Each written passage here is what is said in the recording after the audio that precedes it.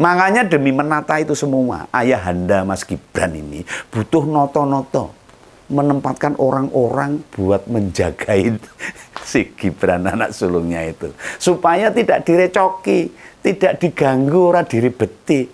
Ya sudahlah, ini nasib kita rakyat Indonesia termasuk Begawan.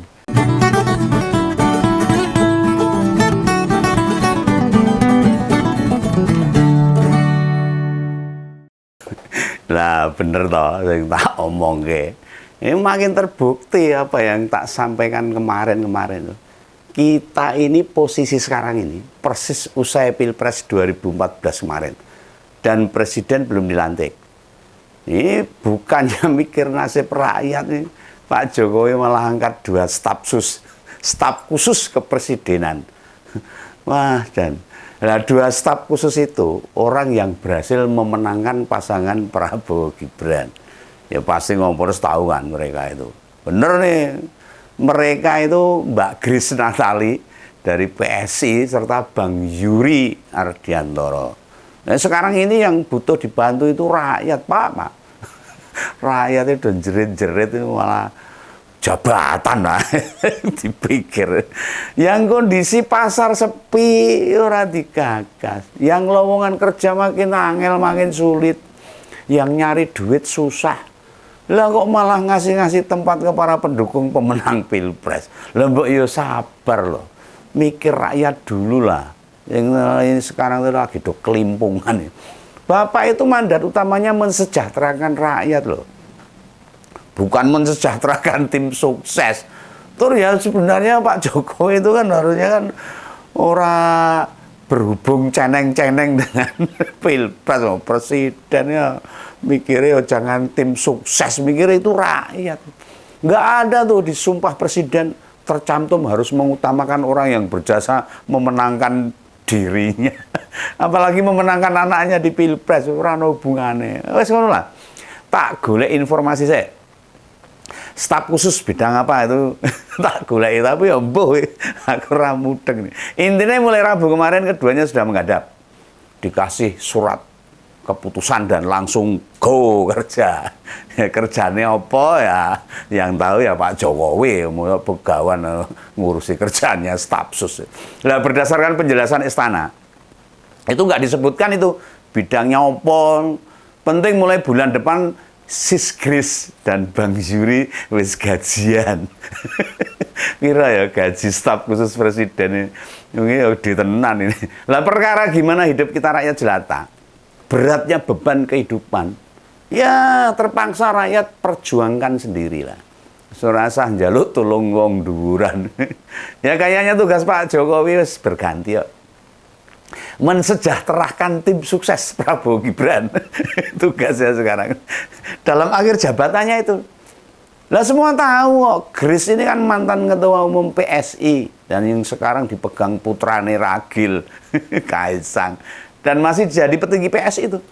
Entah sekarang sebagai apa, Begawan ra ngurus ini.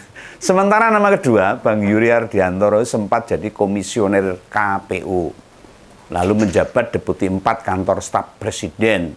Ini kalau nggak salah gantiin si Eko Sulistyo itu, Deputi 4. Pada Pilpres lalu, keduanya kemudian turut bergabung di TKN, mensukseskan Prabowo Gibran. Ya meski Presiden belum diganti, beberapa orang pendukung Prabowo Gibran sudah menikmati hasilnya nyadong. Ya apa yang mereka cari? Orang-orang oportunis itu ya yang cari ya jabatan, duit, dan sebagainya.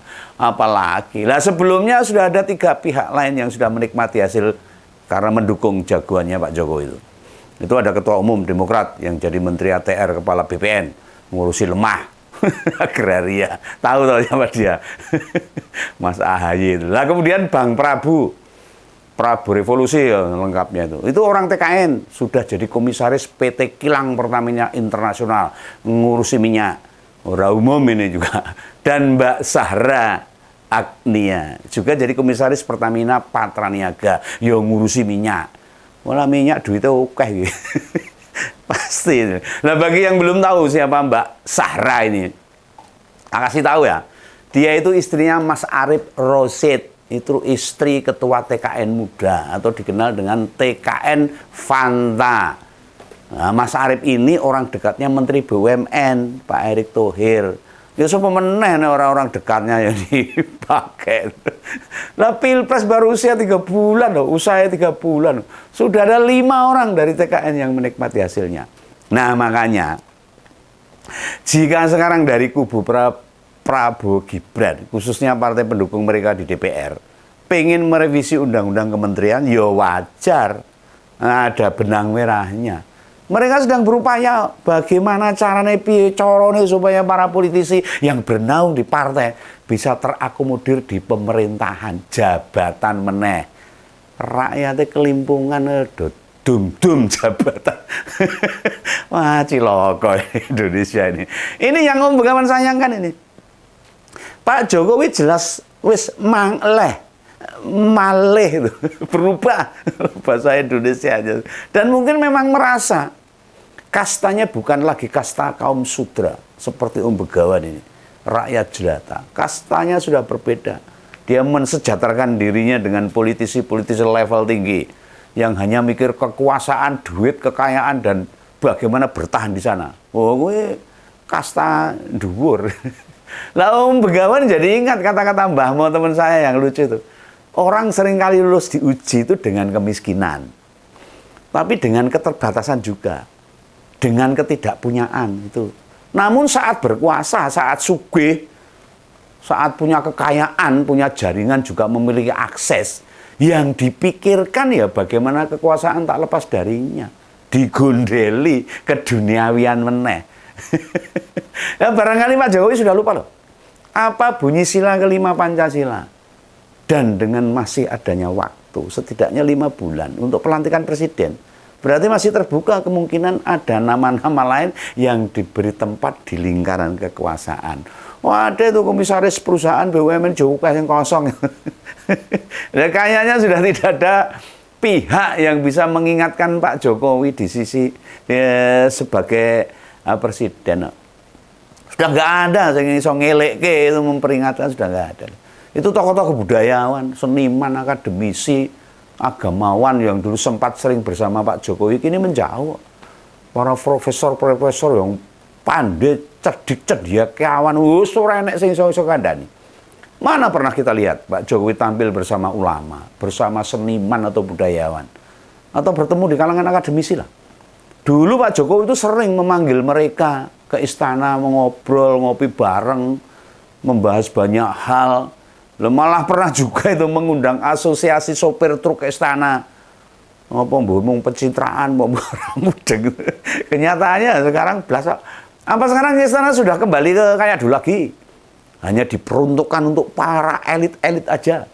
Bagi orang-orang yang dekat mereka, bagi yang punya sumbangan konkret. Bukan jadi meringankan beban rakyat Pak, seperti ini. Waduh, rakyat ini semakin berat ini. Mikir durannya bunek ini rakyat ini. Istana bukan lagi ruang mencari jalan keluar masalah rakyat. Tapi berubah jadi tempat bagi-bagi jabatan. Nah, dan terbongkarnya korupsi Pak SYL. Tahu tuh. Syahrul Yassin Limpo, Menteri Pertanian. Ya gak marahi Pak Jokowi, prihatin. Gak emosi itu loh. Biasa aja loh anak buah korupsi itu. Soalnya dia sekarang ini wes gak bergaul sama rakyatnya sendiri. Wes biasa lah. Sekarang korupsi kan gitu akhirnya. Lah kalau bergaul sama wong-wong elit, ya memang enak. Ketemunya selalu di tempat ber-AC, mewah, makanannya enak, dan pasti lancar duitnya. Nah, bila urusan sama rakyat, presiden mesti menempuh perjalanan jauh, panas, kedinginan, cokoti nyamuk. Tempat kandang bau tak sedap. Masih diajak selfie-selfie, rebutan uyuk-uyukan rakyat. Pengap dan kondisinya tak nyaman lainnya. Wegah sekarang. Semua itu loh. Apa masih ada yang yakin? Pak Jokowi ngerti harga-harga di pasar tradisional. Apa Pak Jokowi tahu masalah UKT? Mahasiswa yang sekarang bayarnya ugal-ugalan itu. Di UNS Solo sana itu, uang masuk itu 8 kali lipat sekarang. Yang dulu cuma puluhan juta, sekarang ratusan juta. Mana ada yang kuat nanti Pak? Apa Pak Jokowi sakit hatinya dengan korupsi Pak Yassin Limpo? Nah, mana suara Pak Jokowi untuk masalah-masalah ini? Nah, staf khusus apa lagi sih Pak yang Bapak butuhkan buat bantu ngurus masalah rakyat? Lah buktinya masalah UKT malah meledos itu. Tidak tertangani. Nggak ada tuh staf khusus Bapak yang bicara masalah UKT. Mana ada komentar resmi dari Menteri Pendidikan? Malah kemarin saya dengar mengumpulkan rektor seluruh Indonesia ngomong ke UKT. Orang tambah mudun malah tambah bersepakat naik semua lah kucur ini. Nah memang sih sekarang ini masa jabatan mau berakhir, Pak. Pak Jokowi itu Oktober entek itu pensiun gitu. Tapi presiden masih punya kewajiban, masih punya kewenangan, masih bisa ngebantu rakyat harusnya. Lah wong gaji sama fasilitasnya saja masih dinikmati ya. Masih dikawal pas pampres, masih tinggal di istana, masih dapat bulanan juga loh. Rakyat ora digagas loh. Lah jadi presiden itu kan amanah. Sebagai orang yang dipilih untuk mensejahterakan rakyat. Mau lali malah dum-dum jabatan. Nah, situasi politik sekarang ini jadi mengingatkan periode-periode akhir Pak BY waktu jadi presiden.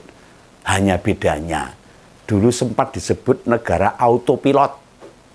Autopilot. Dadi melakukan PDW itu. Nah disebabkan presidennya mumet. Kader partainya pada berurusan sama KPK, masuk penjara, korupsi kabeh. Nah sekarang hampir sama. Ya sama-sama autopilotnya, penyebabnya kepala negara sibuk mengamankan masa depan anaknya. Bedanya cuma itu.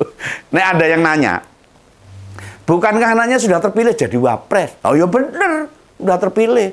Tapi bila tidak dikelilingi orang-orang yang dipercaya presiden, jabatan wapres bisa terancam. Ingat loh, terancam di sini bukan terancam diturunkan, melainkan nggak digagas para elit politik. Prosesnya mulai nerang genah. Makanya demi menata itu semua, ayahanda Mas Gibran ini butuh noto-noto, menempatkan orang-orang buat menjagain si Gibran anak sulungnya itu, supaya tidak direcoki, tidak diganggu, ora diribeti. Ya sudahlah, ini nasib kita rakyat Indonesia termasuk begawan. Dan ingat tuh, yang merasakan ini bukan hanya kelompok pendukung 01 dan 03. Pendukungnya Pak Prabowo Gibran juga sama ngerasa. Memangnya bila harga-harga naik mereka bisa beli pakai harga lama. Saya pendukungnya 02, harganya diskon. Oh, iso. Nggak bisa. Apa kalau terus pendukung 02 masuk kuliah nggak dapat UKT tinggi? Di diskon itu dipotong 50%. Oh, nggak boleh, nggak bisa, sama aja. Tapi jangan ngomplain ke mereka loh. Sebab bakal dijawab mereka itu, wah saya ngomong, piye nek ngono? Ada jawabannya oleh jogetin aja. Oke gas. Lah itulah. Gara-gara gemoy akhirnya begini. Itu ya. Ini Om Begawan mengingatkan pada Pak Jokowi. Tolong pikirkan rakyat dalam akhir jabatan panjenengan. Gitu ya. Salam Begawan, salam ngumpul. Dadah.